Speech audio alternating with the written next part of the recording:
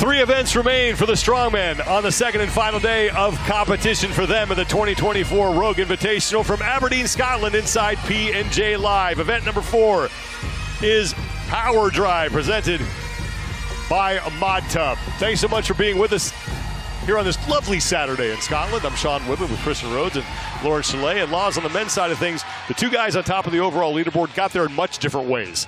Very much so. I mean, Mitch Hooper doing what he does, that consistency, but Hafthor, just moments of absolute brilliance. The pressing still letting him down, but 2 event wins yesterday, and he has some very good events to come today. Just check out the overall standings coming into event number 3. It is Mitch Hooper with 27 total points, leads Hafthor Bjornsson, who's won 2 of the 3 events by 5 points. Tom Stolman, he moved up the leaderboard after event number 3 yesterday. He's only 2 back of Hafthor for second place, and Evan Singleton sits in 4th, followed by Tom Evans, who also won an event yesterday.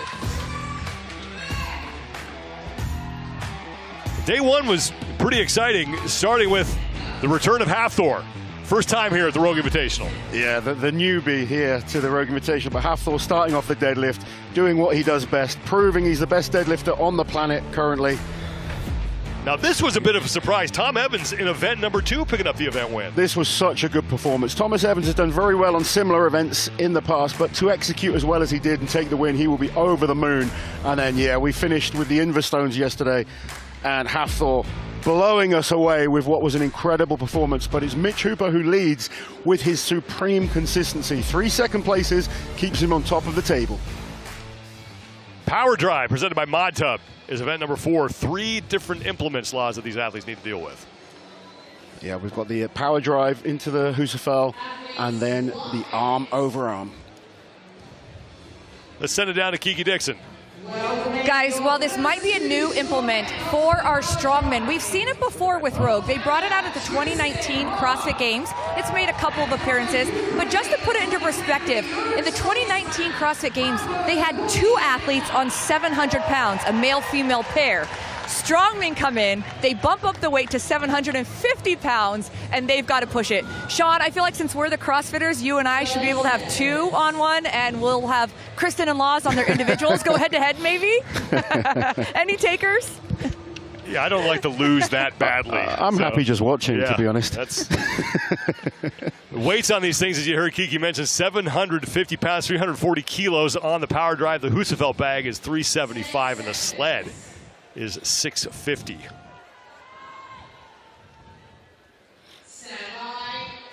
So the one advantage the men have is they've been able to watch the women go earlier, and they can kind of figure out a little bit of technique, because this is a completely new event. Pavlo Kordiak here really attacking this Power Drive. Looks like he's just ahead of Tristan on the far end. Got to make sure it stays in that box. We saw a couple of the women making mistakes, didn't we, Kristen? We've got to make sure each implement is put into the individual boxes without touching the lines. Correct. Yes, you saw some of the women have to go back and move some of their Husafel bags off those red lines. Kordiaka got hung up a little bit on picking up that bag. He fumbled it on his first attempt, and now he's got himself going. Here comes Tristan Hoth on the bottom of your screen. So Kordiaka has about 50 seconds now. It's interesting because Kordiak will be used to carrying that for max distance, not a set distance like this. So he's probably just into the habit of trying to make sure everything is perfect. Whereas speed is so important on this, it might be better to just attack it and do it as quick as possible. Kordiaka working at that 650-pound sled, 295 kilos. He's ahead of Tristan Hoth. A top time out of the 10 men will win the event. So this is not like a head-to-head elimination style event. Pavlo Kordiak well bit for this, but the grip has gone. We saw this earlier. He's got to keep moving. He's trying to wrap that rope around his arm so he can get some purchase and keep pulling with the legs. About legs 12 and back. seconds left. Kordiaka's got a chance if he can hurry. He's gone now without wrapping it. Maybe one more pull for Kordiaka will do it. And yes. He's in, hits the buzzer, gets inside the time cap with a couple seconds to spare. 1:26.95 seconds for Pavlo Kordiaka. Good performance there from Pavlo. I mean, Pavlo is known as one of the absolute fittest strongmen on the planet, and he is exhausted at the end of this Power Drive. Maybe could have picked up a little bit more speed on the Husafel carry. He was just a little bit hesitant, made sure he got the bag as high as possible, didn't want to make a mistake of dropping it. Yeah, if you drop it, you're wasting precious seconds. Let's talk keys to the event here. Again, about adaptability. A lot of these men have never seen this power drive before, and you really have to adapt on the fly to be able to move this thing down the field. Endurance and speed. I mean, quick transitions, working hard, working fast, and on the arm over arm, if your grip starts to go, you know, you start to adapt on how to get that sled down that field. Second of 5 heats. Coming up next is going to be Bobby Thompson taking on Luke Stoltman.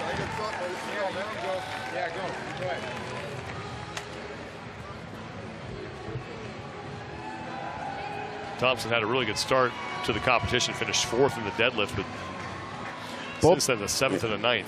Bobby Thompson and Luke Stoltman, they are powerhouses. They love pressing events. I mean, Bobby loves a deadlift. Luke was one of the fastest athletes in his younger days. He's put on a lot of size in the last few years. Let's see how his conditioning is. He is a fast athlete. You need the conditioning in this one as well. Let's see how they look. They both have been watching Pavlo and knowing his time is a solid time to beat.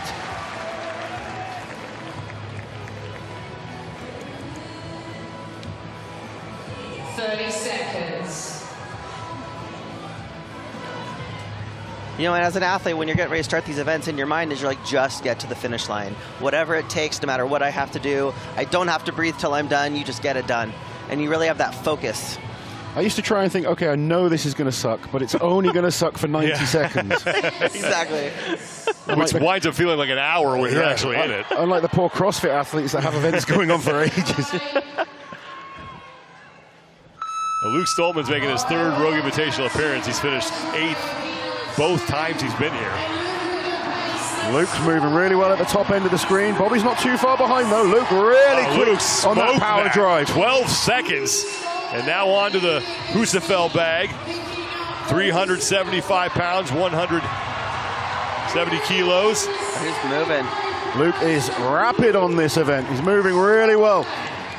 Stoltman onto the sled. He's got a minute to get that thing taken care of. Thompson is around making the return trip. Bobby finishes. You have to sit first. You heard that judge yelling at him. Yes, yes, no, well picked up. Athletes must be sat down. They cannot stand on this arm over arm section. Luke Stoltman going well. Bobby's catching up though. Bobby's slow and steady, wrapping that rope around his arm. Not the best grip on Bobby Thompson, so he's just making sure he gets wrapped around and then uses that leg strength. Luke using the same tactic now. The hands have blown up. Forearms are on fire. He's creeping closer. He has 20 seconds now to close that distance between the sled and the platform. Bobby Thompson continues to chew up some real estate with every pull. Good pull there from Luke and a big pull from Bobby. He's got 10 seconds to try and close this gap. He needs to work. I don't think we're going to see a finish from these two, but they need to get every inch they can. Pull, pull. One more pull. One more. Whoa. And that's it. Now, neither Thompson nor Stoltman able to finish, but that's how close they got. That was tremendous effort from both athletes. Look at them both lying there in agony. You can just tell this is a brutal, brutal event.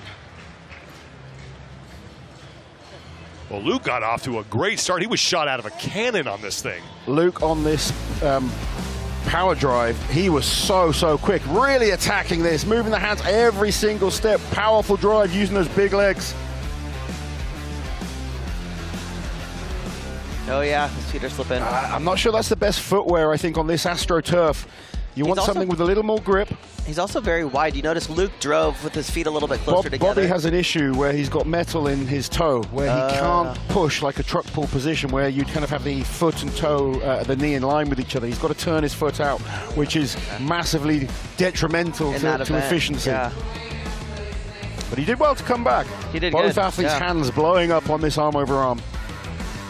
You can see the thickness of the rope there, and once the arms build up with blood, you just can't close those hands. It hurts so much, and unless you've experienced it, you just don't know. Well, and that's another thing also, the thickness of the rope. I mean, you know, an 1.5 inch versus 2 inch rope can make a huge difference in terms of grip and how fast your forearms are filling up with blood and how easy or hard it is to hang on to that thing.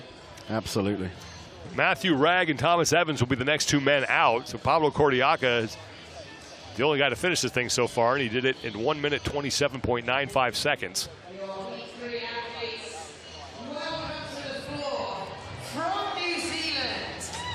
Matthew Ragg, 5th place overall with 16 points. He's only 4 back of Tom Stolman, the 3rd. Thomas Evans, who had his best finish in event 2 where he won, and then probably followed that up with a 10th place in event 3 to kind of stunt his momentum, hoping to regain that here. Yeah, he had a little pull in his bicep on the stones, and you can see that bicep is heavily strapped up. It's not going to bother him on the first part of this medley, but when it comes to the arm over arm, that's going to hurt. Yeah. He's a tough man, though. He will block out that pain. Huge title on the line. As you mentioned with the women, big prize money on the line.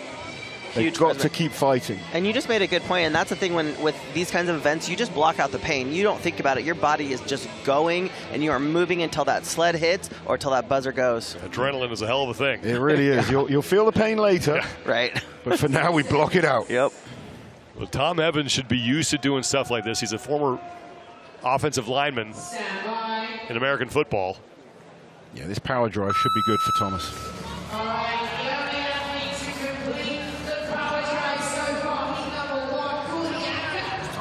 Played his college ball at the University of Richmond and actually was in training camp. Matt Ragg is actually ahead on the power drive. Yeah, Matt Ragg doing a nice job. And he's going for the sideways pickup. Evans has gotten that into the box, and he'll get to work on the bag as Ragg is now making the return trip on that lap. Matt Ragg going well here. He's a huge man. Evans having problems with that bag.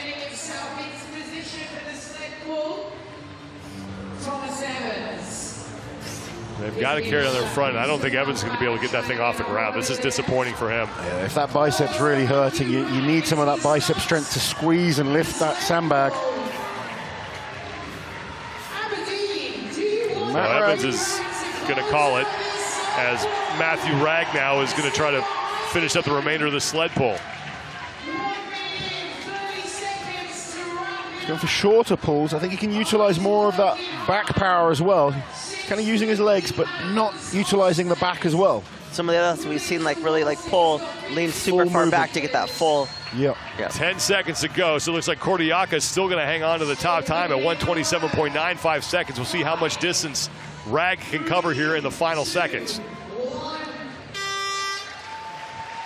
That sled is very deceptive. You'd look at that and you wouldn't think that it would be that hard. Yeah, it's only got a few plates on there, but we saw it is absolutely brutal. It's 650 pounds, 295 kilos, so even empty, that thing is huge. Well, as there's such a large square footage of it touching the ground, it's not like a small area surface touching. area. Right. So, yeah, that's what I was trying to say. Yeah, no, you're bang on. Matthew Ragg did a great job there on the power drive. Yeah. And had a little trouble with the sandbag, but as you mentioned, Laz, I think it was probably just the technique here. At this point as well, you're so tired. You know, his hands are hurting, the forearms are pumped up, the legs are pumped up. You're just trying to give everything. Technique goes out the window because you're not thinking clearly. You're just desperate for this 90 seconds to be over. And then Tom Evans, who did pretty well on the power drive, just did not have such a shame after that fantastic win yesterday in event 2.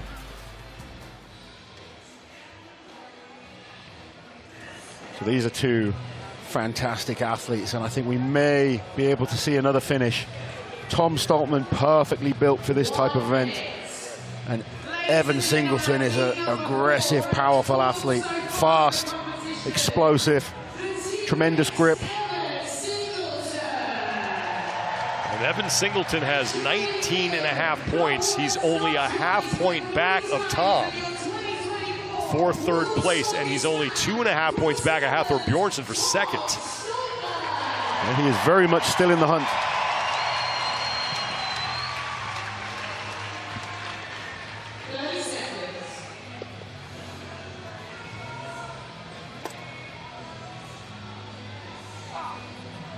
Singleton's been really consistent so far this competition, 2 fourths and a fifth.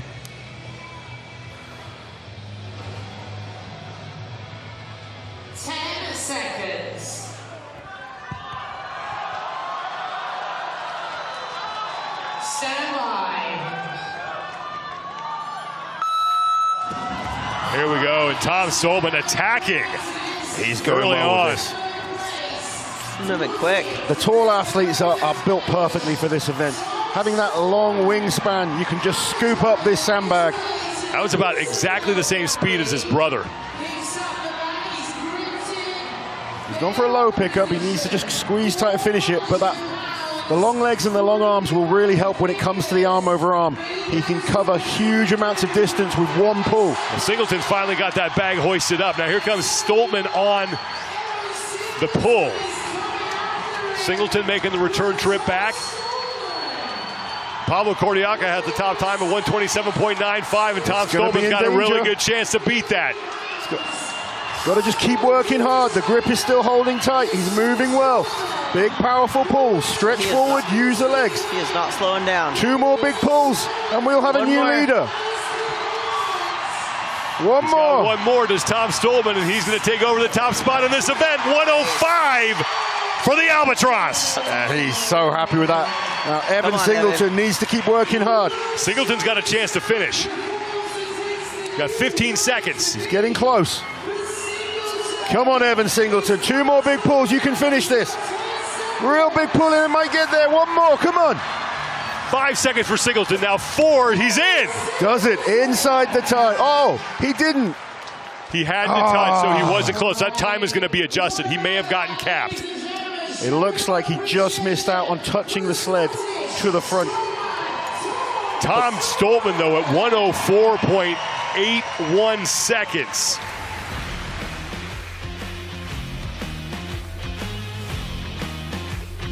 I mean, that looked effortless. And then no problem with the bag, despite the fact that he held it low. Grip holds, and then he just tore through that sled. Yes, absolutely. That is the fastest time we've seen so far. Tom Stolman pulling himself back in. After that deadlift, he's been very consistent with his performances. Yeah, Singleton had to do some extra work here. He's got to keep that thing in the entirety of that red line, so he had to put the shoulder in it. And now you can see his sled is just about 5 inches short. You got to make contact with the platform. He hit his buzzer early, so that score that he put up on the scoreboard, that 128, most likely is going to be adjusted to a cap. So we're going to have Hafthor Bjornsson, another athlete built similar to Tom Stolman. Got the long arms, the long legs, and I've seen him excel on all these type of events individually. I cannot see him, as long as he's got the conditioning, I think Hafthor is going to absolutely blitz through this. Let's send it back down to Kiki Dixon. Guys, I had a quick chat with Thor before, getting to position, and he said there's a lot of things in his mind that he's running through his mind of how he wants it to go. But he said there's some unknown variables like this power drive. He's never pushed it before. So he said overall he's just going to be adapting on the fly, and we'll see how that lines up at the end with what he was hoping for and how it goes. Hafthor Bjornsson versus your overall leader, Mitchell Hooper, the Moose. Your overall leader, 27 points, hasn't finished anywhere other than second place in an event, but Hafthor, one of the taller athletes out here, should be built perfectly for at least the first part of this. For all parts of this, I've seen him destroy people on arm over arms, and he's had world records when it comes to Husafeld type carries. He's exceptionally good at all these. However, this is about speed, not maximum distance, and Mitch Hooper is one of the fastest athletes out there.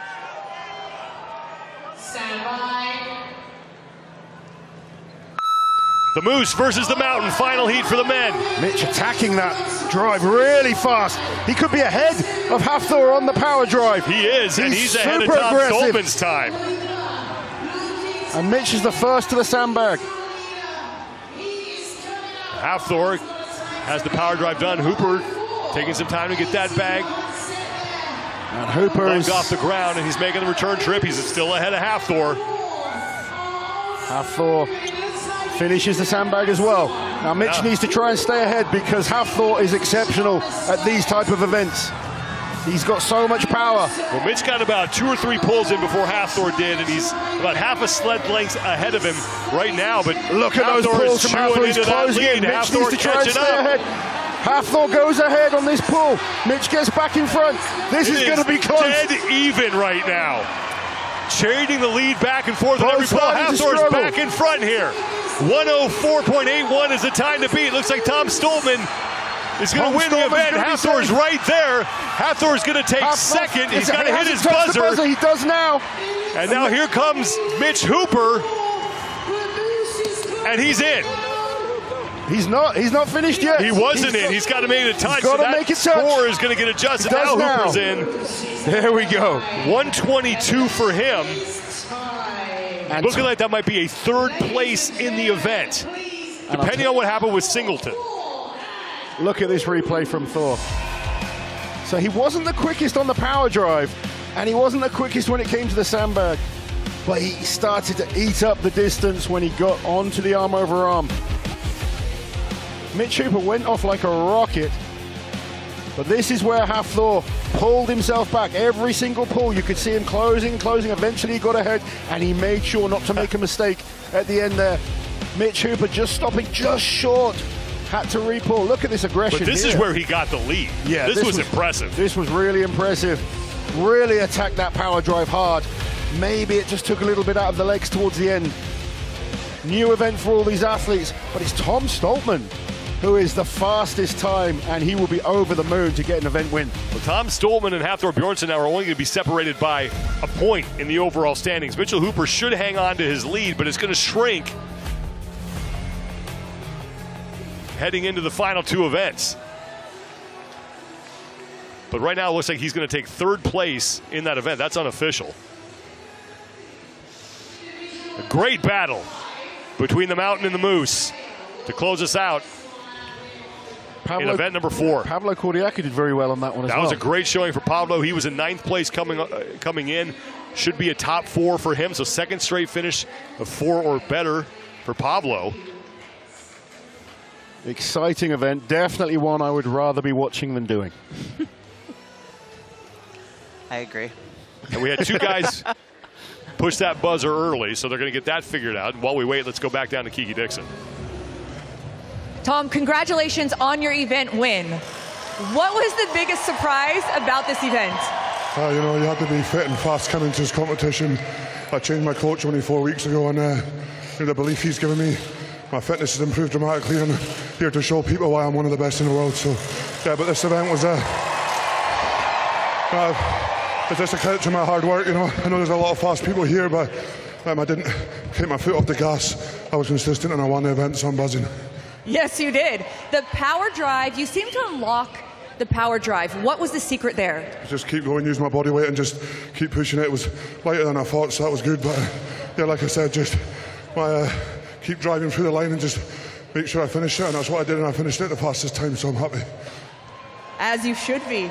That got you a W, no doubt. We have 2 more events remaining on the weekend. How are you feeling about your performance thus far this weekend? Yeah, I'm very happy. You know, obviously my deadlift's my biggest weakness right now with the injury I've had, but I knew every single other event I'd be competitive in, and that's what I'm doing. And you know, winning this event for me was a massive confidence booster as well, and 2 great events coming up. Thanks again, Tom. Congratulations. The Albatross, Tom Stoltman, picks up his first event win of the 2024 Rogue Invitational. Hafthor Bjornsson's going to finish in 2nd, followed by Mitch Hooper. Pablo Cordiaca with that 4th place finish, and Evan Singleton is in 5th. Now, these are unofficial because I don't think Singleton's score has been adjusted. That's a big win there for Tom Stoltman. You can just see the confidence coming back to him. To get an event win here, that means a lot to him. I mean, you know, we're in Scotland, in Aberdeen, and the big, tall man from the local area has taken the win. You can see every single event, the confidence grows, and now he's a real threat. He's got some good events to come. Tom Stoltman giving the hometown fans something to cheer about here as we're through 4 of the 6 events for the Strongman. Action continues. We're going to take a break, but more to come here on Saturday at the 2024 Rogue Invitational.